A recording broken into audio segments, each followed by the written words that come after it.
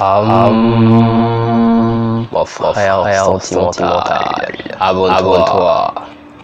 Tu vas contrôler tes émotions. Oh merde. Non, abonne-toi. Hello la MIFA, j'espère que tu te portes super bien, sinon de mon côté, tranquille, ça va.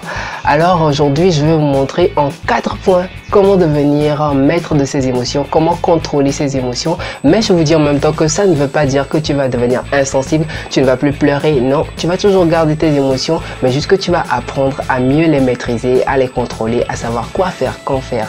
Donc, pose-toi, abonne-toi surtout et on y va. Pour ceux qui ne le savent pas, je suis un psychologue en formation et pendant les cours, j'ai eu à lire un livre et même à faire son résumé. Et c'est le livre de la psychologie des émotions. Donc ça m'a appris beaucoup de choses et aussi j'ai eu à poser certaines questions à mes proches et surtout à mes aînés aussi qui m'ont donné des conseils pour faire cette vidéo. Donc restez branchés. Première des choses qu'il faut faire, c'est que tu dois apprendre à te connaître. Tu dois te connaître, tu dois savoir que voilà, je suis une personne sensible et tout. Lorsque tu te regardes dans le miroir, tu dois connaître la personne que tu regardes en face de toi. Et ça prend du temps. Mais c'est possible, ce n'est pas impossible, c'est possible. Au fur et à mesure que tu apprends à te connaître, tu devras t'accepter. Tu devras te dire que voilà, je suis une personne sensible. Parfois, il m'arrive de pleurer et tout et tout. Tu dois l'accepter. Tu dois accepter qui tu es, la personne que tu regardes dans le miroir. Tu dois pouvoir l'accepter. Lorsque tu sais comment tu réagis d'habitude, en deuxième point maintenant, tu vas apprendre à mieux réagir. Lorsque on t'annonce une nouvelle, peut-être d'habitude, tu pleures instinctivement parce que les émotions sont intrinsèquement liées au mouvement du corps et à nos glandes lacrymales. Tu dois savoir que voilà, quand il m'arrive quelque chose comme ça, je pleure. Lorsque les gens t'insultent et tout, tu t'énerves vite et tout. Donc, tu dois savoir en fait comment tu réagis à certaines situations. Et comme je t'ai dit dans le deuxième point, tu dois pouvoir apprendre à mieux réagir. Lorsque les gens t'insultent et tout, est-ce que tu es obligé de réagir? On répond aux imbéciles par le silence. Tu n'es pas obligé de réagir. Il y a certaines choses, tu dois pouvoir garder ton câble. Tu dois pouvoir garder ton calme parce que est-ce qu'il est nécessaire de réagir à tout ce qu'on te fait dans la vie? Parce que les gens te connaissent, ils vont vouloir t'influencer, t'énerver et tout ça parce que moi-même ça m'arrive parfois. Mais maintenant, aujourd'hui, rares sont les personnes qui pourront me faire ça. Avant ça se passait, mais maintenant que j'ai appris beaucoup de choses, rares sont les personnes qui peuvent me faire ça. Donc, tu dois apprendre à mieux réagir à certaines circonstances, à certaines stimuli de la vie. En troisième position, maintenant, je vais te montrer ce qu'il ne faut surtout pas que tu fasses. Tu ne dois pas écouter des chansons qui sont tristes lorsque tu es triste. Franchement, non, non. C'est comme si tu t'enfonces encore. C'est pas possible. Il y a des gens qui font ça. Franchement, moi, je les regarde, je me dis, non mais franchement, c'est quoi le bail? Il y a des gens qui sont tristes, ils sont là encore en train de publier des statuts, mood à zéro, je sais pas trop. Ok, je me dis que, ok d'accord, tu ne veux peut-être pas que les gens te dérangent, c'est pour ça que tu mets ça sur statut. Ok, mais lorsque tu t'enfonces encore, quand tu es triste, non, faut pas faire ça. Tu dois pouvoir écouter en fait des chansons qui te motivent, des chansons qui te réconfortent. Tu dois chercher des émotions et de l'énergie positive en fait. La deuxième chose à ne pas faire, c'est de paniquer.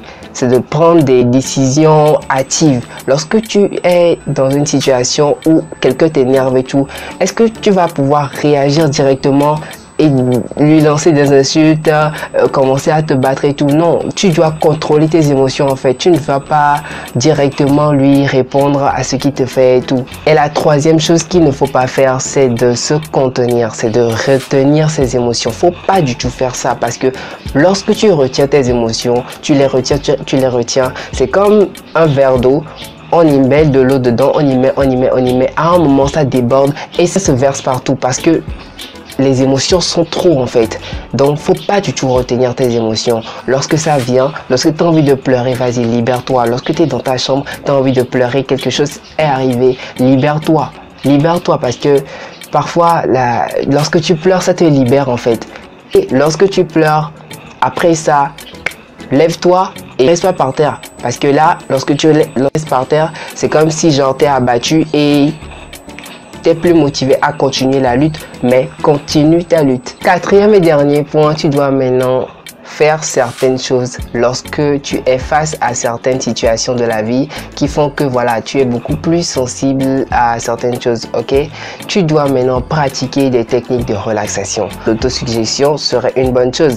Lorsque tu es devant quelque chose, on t'annonce une nouvelle qui te fera pleurer ou bien voilà, on te dit que ton mec t'a trompé ou bien ta meuf est morte. Bon, il y a plusieurs situations qui feront que voilà, tu vas déborder d'émotions et faire certaines choses.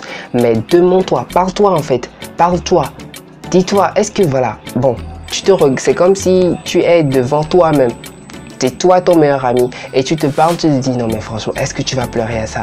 Est-ce qu'il est essentiel de pleurer pour cette fille qui t'a trompé? Est-ce que, je sais pas, tu te parles, tu te poses des questions et tu réponds. Tu te réponds, tu te motives, tu te dis est-ce que tu as besoin de faire ça? Et aussi, tu peux aussi pratiquer du yoga et tout ça.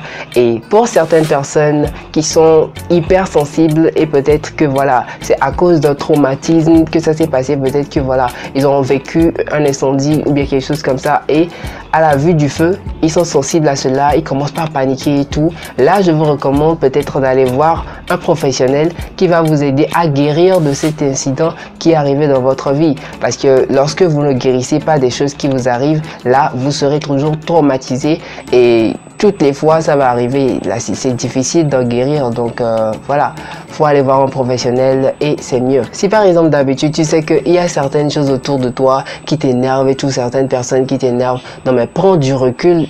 Et tu sais que voilà, si tu rencontres cette personne, non mais ta journée est bousillée. Non, mais franchement, genre vaut mieux ne pas le rencontrer. Nous sommes arrivés à la fin de notre vidéo d'aujourd'hui. J'espère que vous avez kiffé ces 4 points du Kylian Saturday et que vous vous êtes abonné. N'hésitez pas à partager et à me laisser en commentaire des conseils aussi, genre qui aideront les autres aussi, et à me donner des sujets qui vous intéressent, comme ça je vais en parler. Donc, on reste branché. Allez, à plus!